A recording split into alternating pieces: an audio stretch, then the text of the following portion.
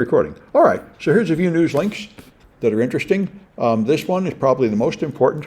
As you probably know, Mudge, a very famous hacker, was hired about a year or more ago to take over Twitter's chief security officer, and his tenure there was a disaster. He was hired by the outgoing CEO, Jack, and Jack was distracted and didn't guide him or help him, and the new guy, Parawan or something like that, never liked him and had a different belief in the company, so he found appalling security practices to such a bad extent that he actually turned whistleblower, which is an amazing thing to do. I can't imagine anybody will ever hire him at a corporation again. And he dumped a huge whistleblower report claiming that Twitter is doing all sorts of horrible things. And I heard some of the major horrible things, but this guy, Zach Edwards, has gone through the complaint and found even more really disturbing stuff. And the main thing is that this is rather like what happened with Donald Trump and Facebook with that book about, they used targeted advertising to affect elections. China wanted to find dissidents on Twitter.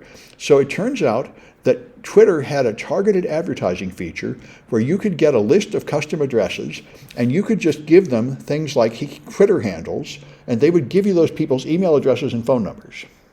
So you could target them. So they could totally use this feature to get information about people that were tweeting about things. And the Chinese, so this is really bad and clearly an abuse of what most of us think Twitter should be doing. And so that was pretty shocking. They were able to use this feature to dox people, and they talk about how this is easy. And then this means they can also run content farms, of course, and influence public opinion, which is exactly what people are afraid TikTok will do. Apparently, Twitter was doing that all along. And they used the same cookies for all purposes, which would match what Twitter was busted for about a year ago. They would let you use your phone number, or either Twitter or Facebook, would use your phone number for two-factor authentication, and then they would use your phone number to target ads. And they were actually sued for that. And Twitter's doing the same thing here. They're mixing the advertising and security cookies together, which is a bad policy because it lets people spy on you. And they found employees were intentionally installing spyware at the request of external organizations. So external organizations could monitor live data inside the Twitter center. And one of the other flaws is half of the people in the entire Twitter employee base had administrative rights over everything and no logging.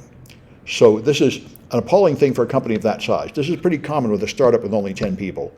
But in a large company, that's not permitted at all. You cannot pass any of the basic security auditing requirements that way, like SOC 2 or HIPAA or the credit card one.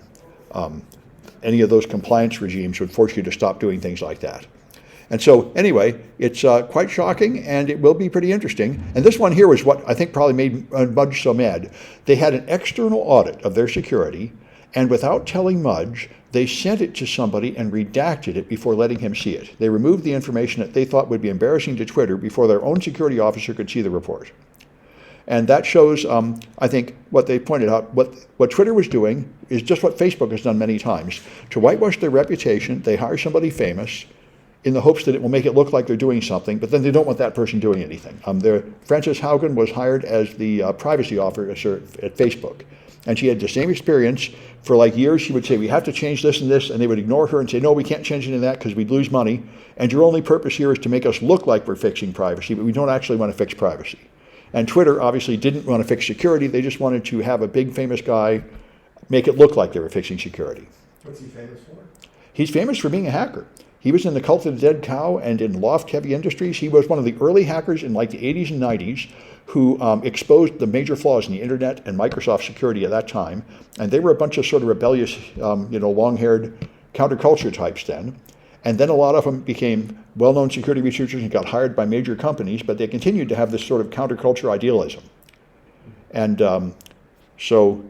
but he has a huge reputation in the industry, and Twitter's response has been appalling. They've actually said he's incompetent, he didn't do his job right, he doesn't know anything, and that's not going to fly with anybody in the security community. He knows more than any of us. So when he says, they're not doing what they need to do, I think anybody in the security industry would tend to agree with Mudge.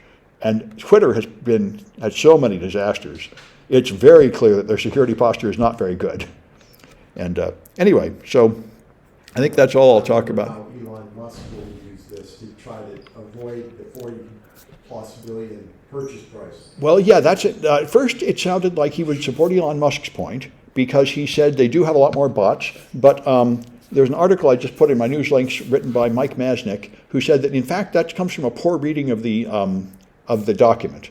In fact, he thinks the stuff related to that was added at the last minute just to get headlines. Because what happens is Twitter knows about the bots, and therefore, unlike most advertising platforms that just record daily users, they invented this thing called monetizable daily users, which extracts the bots and other accounts that they feel are not monetizable.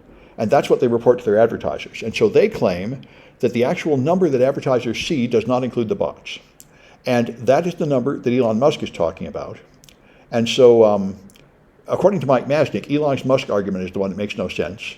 And Mudge's argument, if carefully read, supports Twitter, not Elon Musk, saying the number they report doesn't include the bots. There might be bots, but they don't affect the capitalization of of course, it's all nonsense. Twitter doesn't make money anyway. So anyway, that's probably all I'll do of the news, I think. Let me